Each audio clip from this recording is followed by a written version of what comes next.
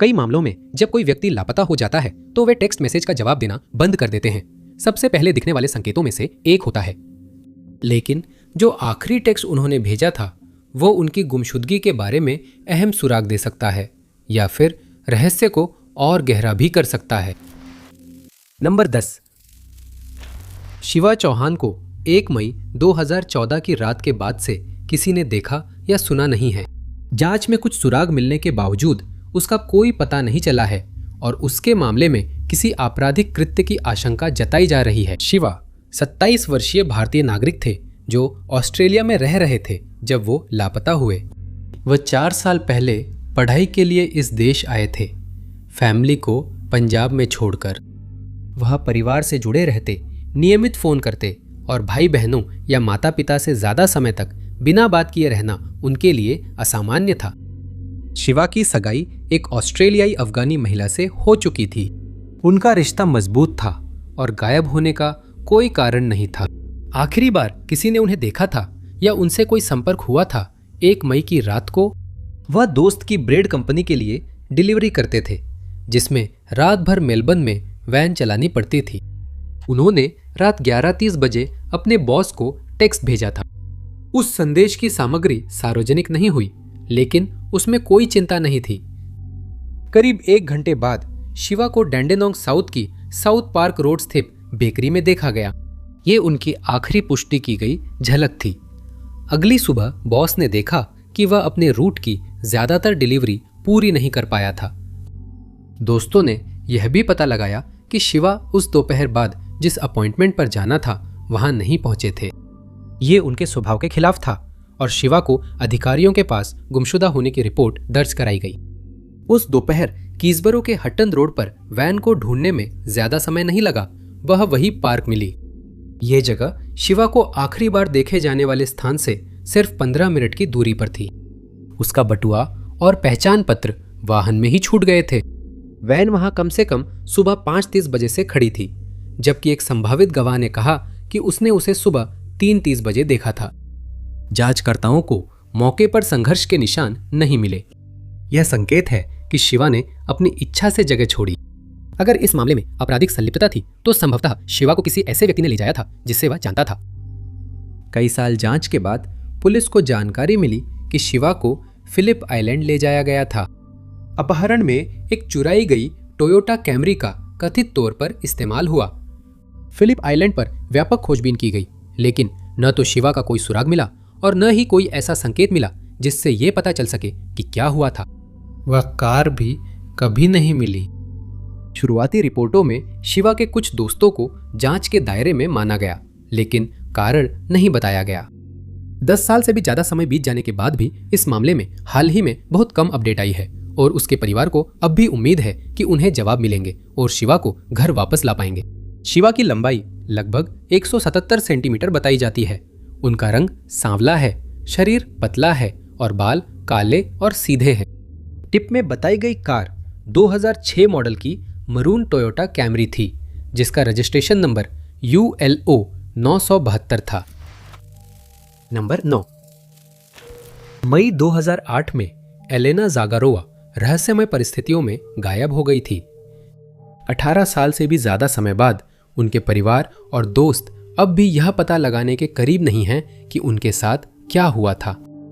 Elena Latvia मूल की महिला 17 साल से इंग्लैंड में रह रही थी जब वो लापता हुई। वह टोटनहैम लंदन में रहती थी और उनके कई दोस्त पास में थे। उनका एक बॉयफ्रेंड था और उनके रिश्ते में कुछ भी असामान्य नहीं था। एलेना को कुछ परेशानियां जरूर थी। वह मानसिक स्वास्थ्य समस्याओं के कारण काम से बाहर थी, लेकिन अब वो ठीक होने की राह पर थी। एक दोस्त के मुताबिक एलेना ने मई की शुरुआत में काम फिर शुरू किया, जिससे उनके मानसिक स्वास्थ्य पर बुरा असर पड़ा। 21 मई को जिस दिन वह लापता हुई, उससे एक दिन पहले एलेना अपने साथी के साथ डॉक्टर की अपॉइंटमेंट पर गई थी। एक दोस्त द्वारा ऑनलाइन पोस्ट खुले पत्र में लिखा था कि अपॉइंटमेंट का परिणाम संतोषजनक नहीं था। अगले दिन एलेना को कई काम निपटाने थे। उस सुबह एलेना अपने घर से निकली ताकि वह सेंट्रल लंदन जाकर अपना पासपोर्ट ले सके। उन्होंने पार्टनर को मैसेज किया, सब ठीक है, कुछ नई चीजों का ध्यान रखना, प्यार है। ये उनके पार्टनर को भेजा गया आखिरी मैसेज था, पर अपनों से अंतिम संपर्क नहीं था। एलेना जब ऑफिस में पासपोर्ट लेने गई तो बताया गया कि वह तैयार नहीं है, उन्हें 3 घंटे बाद लौटना होगा। वह ऑफिस से बाहर निकल गई और हाइड पार्क में घूमते हुए अपना समय बिताया और पास में रहने वाले एक दोस्त से फोन पर बात की। उस दोस्त ने डिनर पर बुलाया। एलेना ने कहा वह सोचेंगी, पर वादा नहीं किया। अगली सुबह एलेना के बॉयफ्रेंड ने उसके दोस्तों से संपर्क किया। 22 मई की सुबह के बाद उसने उसकी कॉल या मैसेज का जवाब नहीं दिया और वह उसकी चिंता कर रहा था। दोस्तों ने बताया वह उस रात घर नहीं लौटी और कोई नहीं जानता था वह कहाँ है। कुछ देर बाद उन्होंने बताया पुलिस एलेना के अपार्टमेंट में थी। उसी दिन एलेना के लापता होने की रिपोर्ट दर्ज की गई थी। पुलिस उसके हाइड पार्क में कॉल के कुछ घंटों बाद तक उसकी आवाजाही का पता लगा सकी। वह अंडरग्राउंड ट्रेन से हाईगेट स्टेशन गई और करीब 1:30 बजे निकली। उसके फोन डेटा से पता चला कि उसने आखिरी बार करीब 4:30 बजे डिवाइस देखा था। वह उस समय अपने डॉक्टर के क्लिनिक और रूममेट्स के साथ साझा बागवानी वाला प्लॉट के पास थी। वहीं से उसका सुराग खो गया। एलेना सेंट्रल लंदन पासपोर्ट लेने नहीं गई और दोस्तों से भी संपर्क नहीं किया। उसकी गुमशुदगी की पुलिस जांच शुरू हुई, लेकिन कोई और सुराग नहीं मिला। कुछ हफ्ते बाद उसे देखे जाने की एक संभावित सूचना सामने आई, लेकिन जांच में पता चला कि वो लापता महिला नहीं थी। 18 साल बाद भी उसका मामला खुला है। अपनी गुमशुदगी के समय वह 38 साल की थी और उनकी लंबाई 5 फीट 5 इंच थी।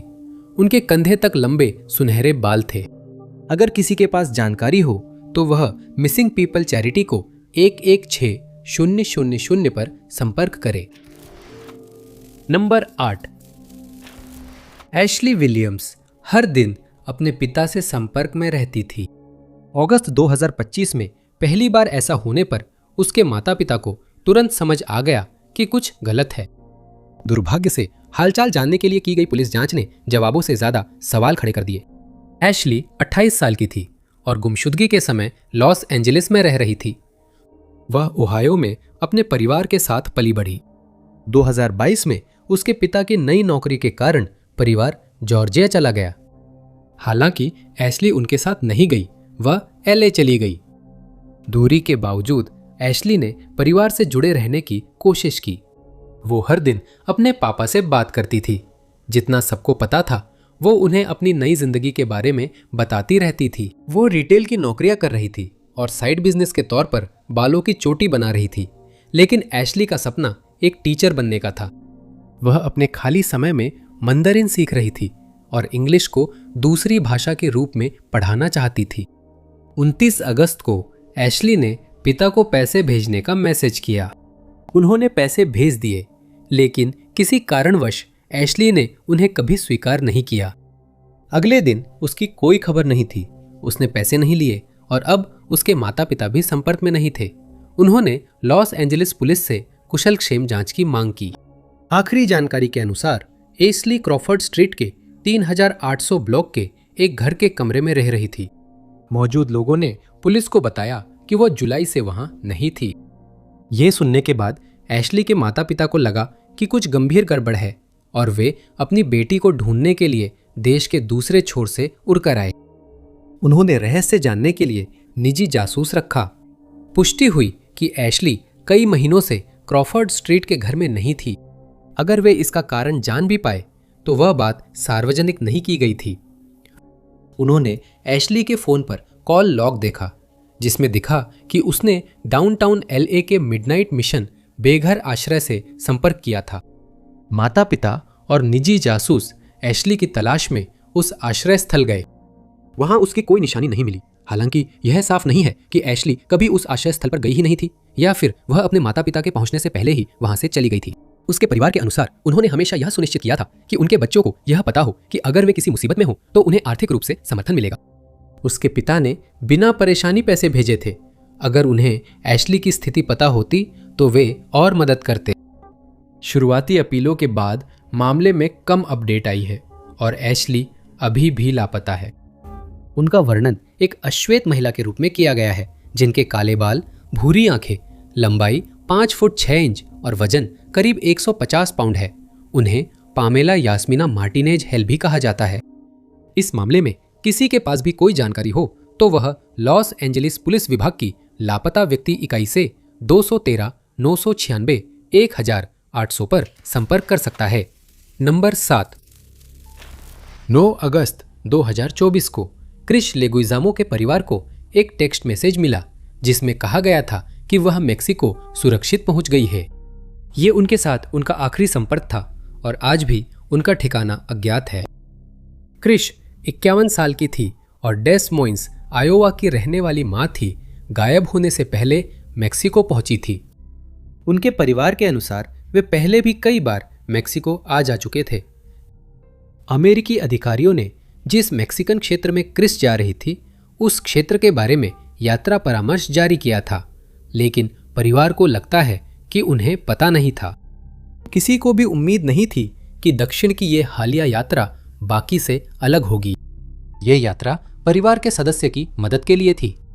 उसने अपने पूर्व साले की मदद के लिए फर्नीचर शिफ्ट करने का वादा किया। उसने डेस मोइन्स में सामान वैन में लादा और काम पूरा करने सीमा पार गया।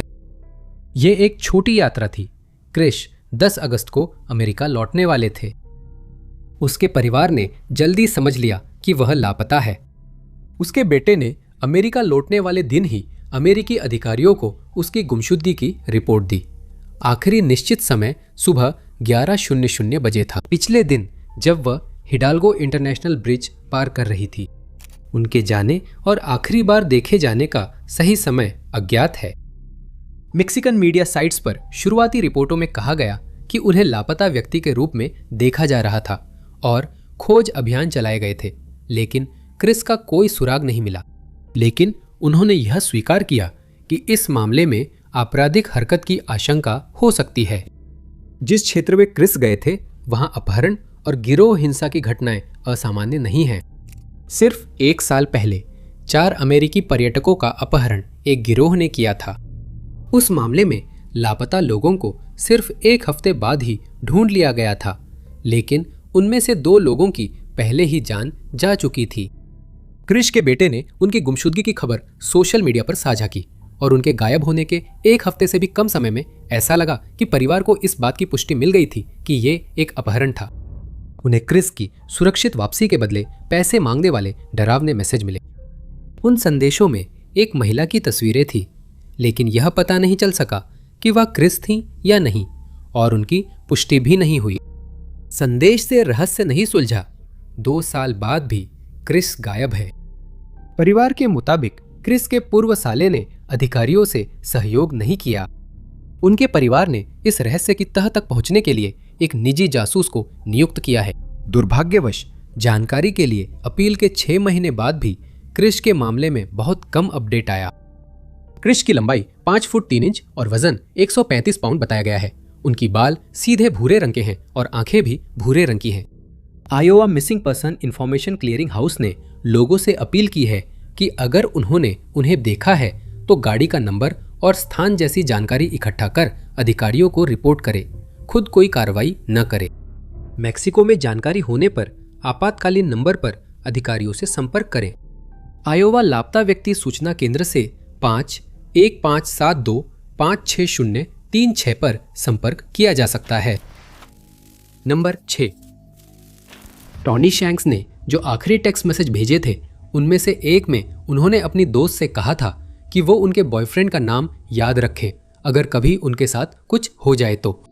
इसके कुछ ही समय बाद टॉनी और उनके बॉयफ्रेंड दोनों गायब हो गए। अपनी छोटी बेटी और ढेर सारे सवाल पीछे छोड़ गए जिनके जवाब किसी के पास नहीं थे।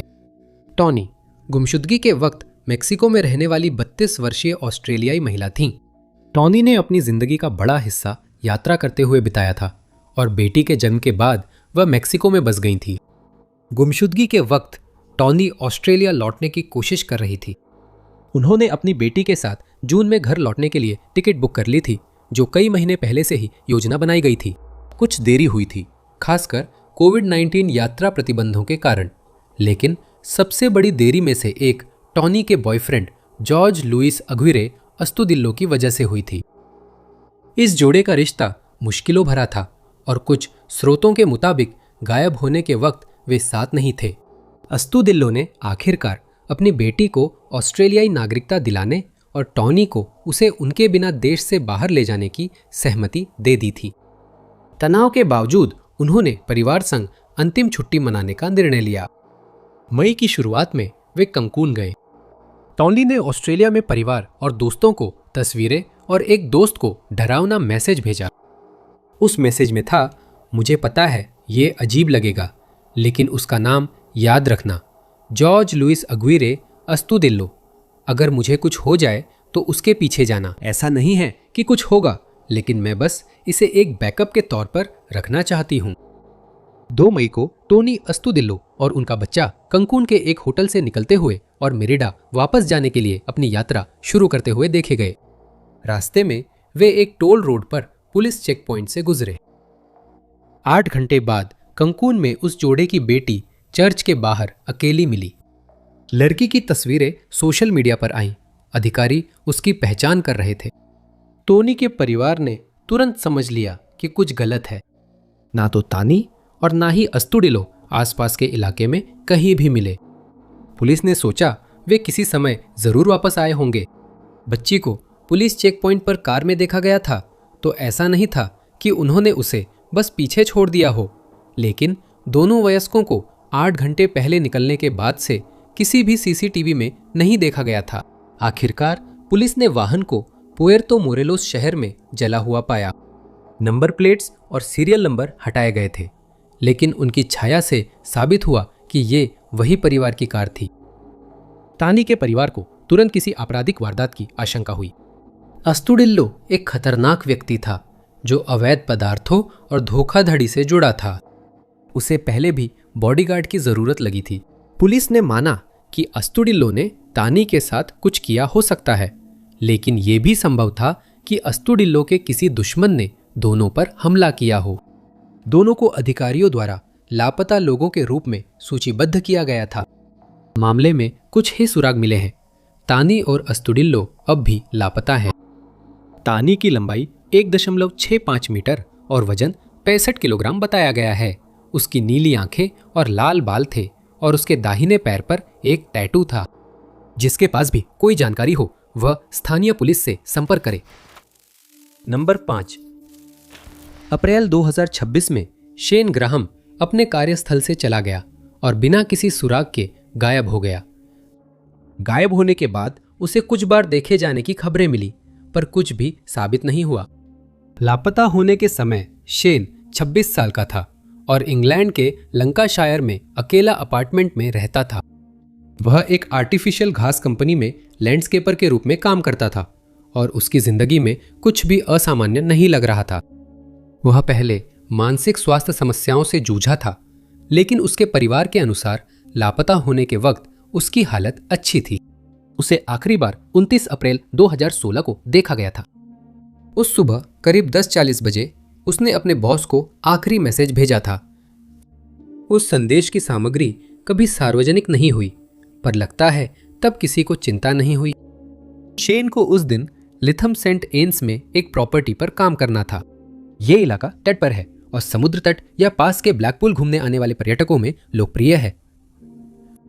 शेन प्रॉपर्टी पहुंचा था, लेकिन फिर चला गया। उसे आखिरी बार एडिंगटन रोड पर इनर प्रोमेनेड की ओर जाते देखा गया। यह रास्ता फेयरहेवन झील, फिर समुद्र तट और महासागर तक जाता है। शेन के गायब होने का कुछ दिनों तक पता नहीं चला। पता चलने पर जांचकर्ता उसके घर गए और सब सामान्य था। उसका बटुआ और 300 पाउंड नगद अभी भी अपार्टमेंट में थे, जिसे शेन किराए के लिए रखने वाला था। यह स्पष्ट नहीं है कि वह काम की जगह से निकलकर घर आ या सब कुछ छोड़कर चला गया। आने वाले हफ्तों और महीनों में शेन के परिवार ने कई बार जानकारी की अपील की। उसे देखे जाने की कुछ खबरों से उम्मीद जगी कि वह जिंदा हो सकता है और नई जिंदगी जी रहा हो। 2017 में किसी ने कहा कि उसने उसे फ्लीटवुड के बार में देखा, लेकिन परिवार को खबर पहुंचने तक बार की सीसीटीवी रिकॉर्डिंग मिट चुकी थी। उसी दिसंबर शेन के परिवार को किसी व्यक्ति के मैसेज मिले जिसने दावा किया कि उसने उसे मैनचेस्टर की सड़कों पर रहते देखा है। पुलिस ने उस सूचना की जांच के लिए यात्रा की, लेकिन लापता व्यक्ति का कोई सुराग नहीं मिला। वे सूचना देने वाले तक पहुंचे, लेकिन पता चला उसने पूरी देखे जाने की बात गढ़ी थी। यह महज एक क्रूर झांसा था। शेन का वर्णन एक गोरे व्यक्ति के रूप में किया गया है जिनके हल्के भूरे छोटे कटे बाल और नीली आंखें हैं। उन्हें आखिरी बार उनके काम के कपड़ों में देखा गया था, एक काली हुड वाली टॉप और घुटनों पर पैडिंग वाली काली वर्क पैंट पहने हुए। उनका संबंध टैमवर्थ, स्टैफोर्डशायर से है।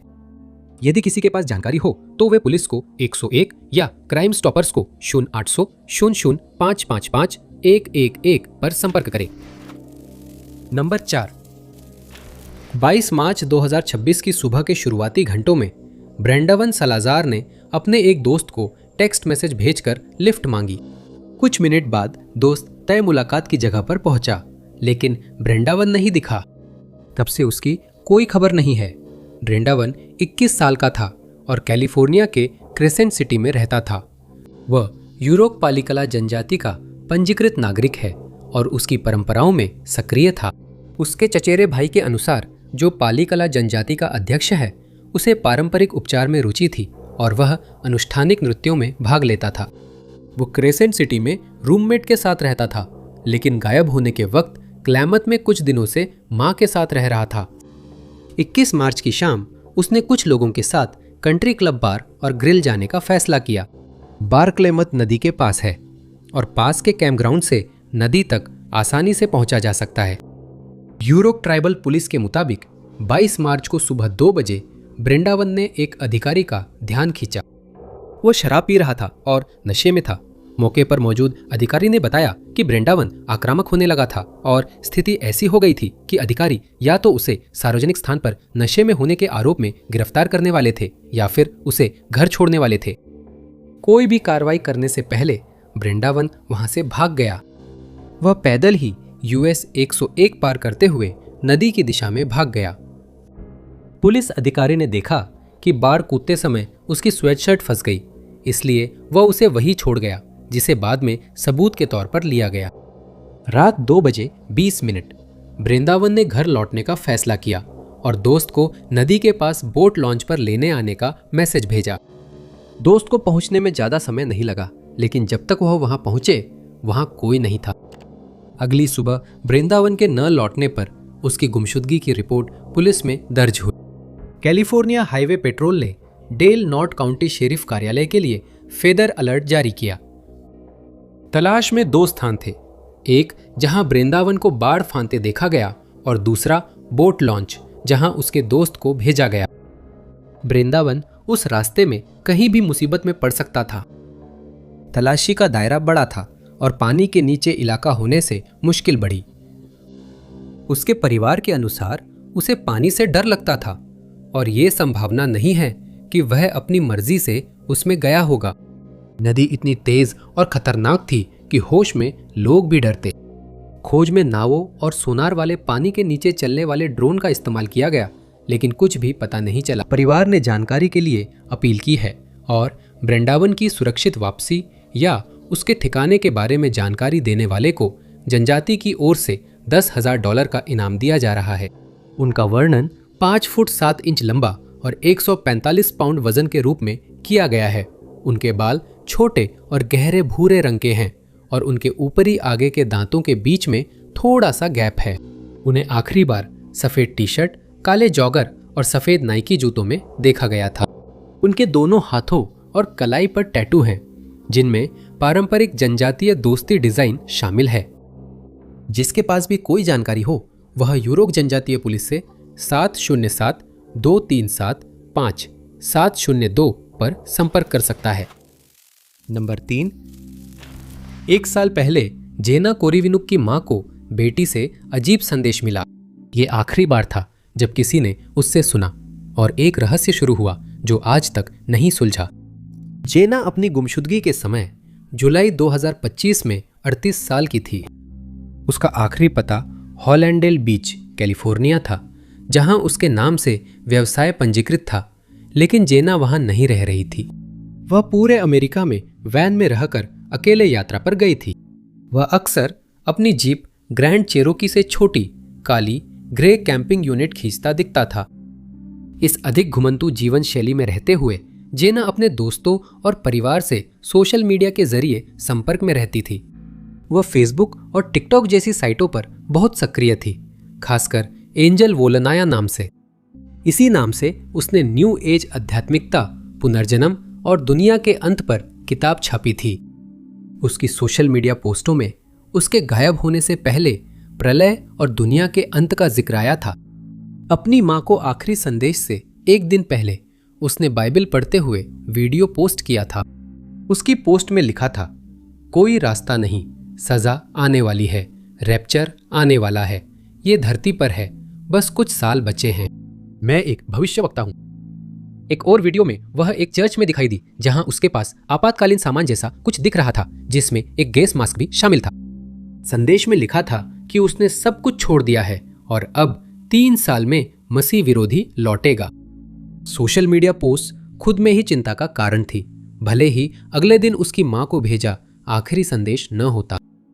5 जुलाई 2025 को जेना ने अपनी मां को एक संदेश भेजा, जिसमें एक पत्र की तस्वीर और कुछ जीपीएस कोऑर्डिनेट शामिल थे। उस पत्र की सटीक सामग्री कभी सार्वजनिक नहीं की गई, लेकिन national missing and unidentified person system के अनुसार उसमें उसकी मां के लिए उसकी निजी संपत्ति से संबंधित निर्देश दिए गए थे। ये वही हो सकता है जिसके बारे में जेना ने सोशल मीडिया पर कहा था कि वो सब कुछ छोड़ रही है। जीपीएस निर्देशांक कैलिफोर्निया के पोर्ट्रेरो तक ले गए।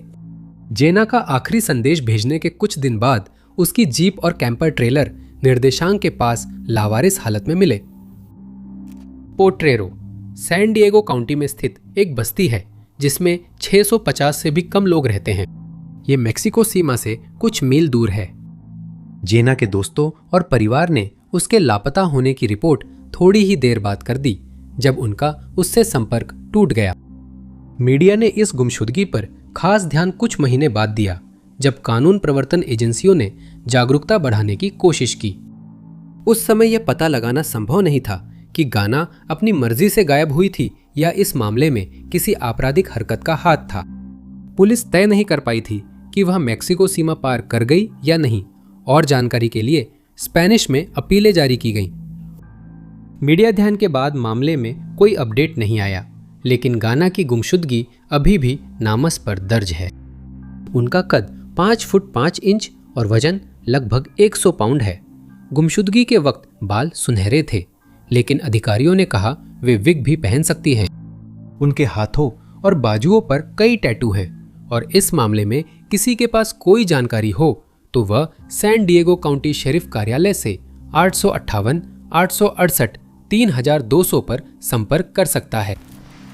नंबर 2, सैली ग्रेस कॉन्टारिनो छुट्टियों के आखिर में अमेरिका घूम रही थी जब उन्होंने 19 जून 2026 को दोस्तों को टेक्स्ट किया। यही आखिरी बार था जब उनके किसी अपने का उनसे संपर्क हुआ। सैली एक ऑस्ट्रेलियाई पर्यटक थी जो पिछले महीने अमेरिका आई थी। वह कैलिफोर्निया, नेवादा घूम रही थी और गुमशुदगी के समय लास वेगास में थी। ये पहली बार नहीं था जब वह यहाँ आई थी। उनके दोस्तों ने उन्हें अनुभवी यात्री कहा था। 26 वर्षीय वो महिला बंगलोज हॉस्टल में ठहरी हुई थी, जो उस इलाके का एक हॉस्टल है जिसे कुछ स्थानीय लोगों ने बहुत खराब और अकेले सफर करने वाली महिलाओं के लिए अच्छा नहीं बताया है। प्रवास के शुरुआती दिनों में सैली को कोई समस्या नहीं हुई। वह अच्छा समय बिता रही थी और ऑस्ट्रेलिया में दोस्तों व परिवार से नियमित संपर्क में थी। 19 जून को उन्होंने संदेश भेजा, मैं एक सुनसान पहाड़ पर चढ़ने वाली हूँ, फिर घर लौटूंगी, मैं कल उड़ान भरूंगी। सैली के अचानक संपर्क बंद करने पर उसके दोस्तों के पास यही सबसे बड़ा सुराग था। सैली की गुमशुदगी की रिपोर्ट के बाद पुलिस को उसके गायब होने से पहले की घटनाओं का पता चला। 19 जून की शाम उसने कुछ घंटे टिम्बर्स बार एंड ग्रिल में बिताए। वह अच्छे मूड में थी और स्टाफ को उसमें कुछ गलत नहीं लगा। वो पैदल हॉस्टल गई और रात वहीं रुकी। अगली सुबह सैली ने हॉस्टल चेकआउट किया और बैग्स छोड़ने की अनुमति ली। उसने योजना बनाई थी कि वह दिन में बाद में अपना सामान लेने वापस आएगी। पुलिस के मुताबिक सैली ने पास के कैफे में नाश्ता किया और माउंट चार्ल्सटन की बस पकड़ी। पुलिस का मानना है कि वह बस से उतरी और नेशनल पार्क में दाखिल हुई, हालांकि अब तक इसकी पुष्टि नहीं हुई है। सैली को ट्रैकिंग पसंद थी और वह पहले भी इस इलाके में आ चुकी थी। इन बातों और दोस्तों को भेजे आखिरी मैसेज से लगता है कि वो लास वेगस में अपने आखिरी दिन यहीं बिताना चाहती थी। सैली के पास लॉस एंजलिस की ग्रेहाउंड बस का टिकट था और 21 जून को घर लौटने के लिए फ्लाइट पकड़नी थी, लेकिन उसका टिकट स्कैन नहीं हुआ और लगता है वह एयरपोर्ट नहीं पहुंची। सैली की तलाश में उसकी गंध पकड़ने के लिए खोजी कुत्ते बुलाए गए। एक निशान मिला जो बाजार क्षेत्र से शहर के किनारे की ओर जाता था। यह निशान कहाँ खत्म हुआ इसे सार्वजनिक नहीं किया गया है। सैली का मामला लास वेगस में तब चर्चा में आया जब उसके लापता होने से कुछ दिन पहले फिल्माया गया उस पर्यटक का एक वीडियो वायरल हुआ। स्थानीय सोशल मीडिया के मुताबिक कुछ लोग ड्रोन से लापता महिला की तलाश कर रहे हैं। सैली जिन पहाड़ों में गई होने की आशंका है वे अनुभवी पर्वतारोहियों के लिए भी खतरनाक हैं। संभव है कि वह रास्ता भटक गई हो या ऊबड़ खाबड़ इलाके में फिसलकर गिर गई हो और अब मिलने का इंतजार कर रही हो। सैली की लंबाई 5 फुट 5 इंच और वजन 130 पाउंड बताया गया है। उसके बाल और आंखें भूरे हैं। उसे आखिरी बार ग्रे या नीली स्वेटशर्ट, डेनिम शॉर्ट्स, काले सफेद जूते और बैग के साथ देखा गया था। जिस किसी के पास भी जानकारी हो वह लास वेगस पुलिस विभाग से missingpersons@lvmpd.com पर संपर्क कर सकता है। नंबर 1, आयरीन गकवा फरवरी 2022 में संदिग्ध परिस्थितियों में गायब हो गई थी। 4 साल से भी ज्यादा समय बाद भी परिवार और दोस्त अब भी जानने की कोशिश कर रहे हैं कि उनके साथ क्या हुआ। लापता होने से 3 साल पहले आयरीन अपने करियर के लिए केन्या से अमेरिका आई थी। उनके 2 भाई पहले ही वहां थे और आयरीन नर्सिंग पढ़ना चाहती थी। शुरुआत में वो बोइस इडाहो में अपने भाइयों के पास रहीं, लेकिन 2021 की गर्मियों में और दूर चली गईं। जहां तक उनके परिवार को पता था, आयरीन एरिजोना जा रही थी ताकि रहने के लिए कोई गर्म जगह ढूंढ सके। वह इडाहो और केन्या में परिवार से जुड़ी रही और रोज माता पिता से बात करती थी। आयरीन और उनके परिवार के बीच आखिरी वीडियो चैट 24 फरवरी 2022 को हुई थी। उन्होंने अपने पापा से बात की, जिन्हें लगा कि वह थकी हुई और कुछ शांत सी लग रही थी। उनके पापा ने उन्हें गर्म दूध पीकर आराम करने को कहा। जब कॉल खत्म हुई तो उन्होंने उम्मीद की कि वो जल्द ही फिर से उनसे बात करेगी। आयरीन के फोन से परिवार को आगे सिर्फ टेक्स्ट मैसेज ही मिले। आयरीन ने वॉइस या वीडियो कॉल अस्वीकार करते हुए बताया कि उनके फोन का माइक्रोफोन पानी में गिरने से खराब हो गया है। उनके पिता को आयरीन का आखिरी टेक्स्ट 9 मार्च को मिला। आयरीन ने कहा कि वो नया नंबर लेंगी और उसी से पिता को मैसेज करेंगी, पर वो मैसेज नहीं आया। आयरीन के अचानक चुप होने पर परिवार ने उनकी गुमशुदगी की रिपोर्ट दर्ज कराई। तभी उन्हें पता चला कि वह एरिजोना में नहीं थी। गुमशुदगी के वक्त वह बॉयफ्रेंड संग जिलेट, वायोमिंग में थी। आइडाहो छोड़ने से पहले उन्होंने क्रेग्स लिस्ट पर नेथन हाइटमैन से मिले थे। आयरीन के भाइयों ने नेथन से मुलाकात की थी, लेकिन बाद में उन्होंने कहा कि उन्हें उसके बारे में बुरा एहसास हुआ था। उन्हें लगा कि वह जोड़ा बाद में अलग हो गया और उन्हें नहीं पता था कि वह उसके साथ रह रही थी। हाइटमैन के अनुसार 4 मार्च की शाम आयरीन घर आई और बोली कि वह जाना चाहती है। उसने सामान 2 प्लास्टिक बैग में रखा और गहरे रंग की एसयूवी में चली गई। किसी कारण से उसने जरूरी दस्तावेज जैसे पासपोर्ट पीछे छोड़ दिए। पुलिस ने पता लगाया कि हाइटमैन आयरीन के बैंक खाते और क्रेडिट कार्ड से हजारों डॉलर चुरा रहा था। उसने दावा किया कि उसने पैसे इसलिए लिए ताकि जब आयरीन के पास पैसे खत्म हो जाए तो वह उससे बात करने के लिए मजबूर हो जाए। आयरीन के डिजिटल फुटप्रिंट को और करीब से देखने पर पुलिस ने पाया कि आयरीन का ईमेल अकाउंट उसी आईपी एड्रेस से डिलीट किया गया था जो हाइटमैन के आईपी एड्रेस से मेल खाता था। उसके कथित तौर पर जाने के कुछ दिनों बाद उसका फोन उसके घर से बस कुछ गज की दूरी पर इस्तेमाल हुआ था। शंकाओं के बावजूद हाइटमैन पर गुमशुदगी से जुड़े अपराध का आरोप नहीं लगाया जा सका। हालांकि उस पर वित्तीय अपराधों का आरोप लगाया गया और उसे 3 से 6 साल की जेल की सजा सुनाई गई। पुलिस को शक है कि आयरीन को सिल्वर या ग्रे सुबारू क्रॉसट्रैक में किसी ग्रामीण इलाके में ले जाया गया होगा और उन्होंने उन लोगों से आगे आने को कहा है जिन्होंने इस वाहन को निजी संपत्ति में घुसते देखा हो। वे उस 55 गैलन के जलाने वाले ड्रम की भी जानकारी मांग रहे हैं जिसे हाइटमैन के लाने का शक है। आयरीन की लंबाई 5 फीट 1 इंच और वजन 89 पाउंड था जब वह गायब हुई। उसके बाल काले और आंखें भूरी थीं। अगर किसी के पास कोई जानकारी है तो वह गिलेड पुलिस विभाग से 307 682 515 5 पर या Wyoming division of criminal investigation से 307 777 7181 पर संपर्क कर सकता है। देखने के लिए आप सभी का बहुत धन्यवाद।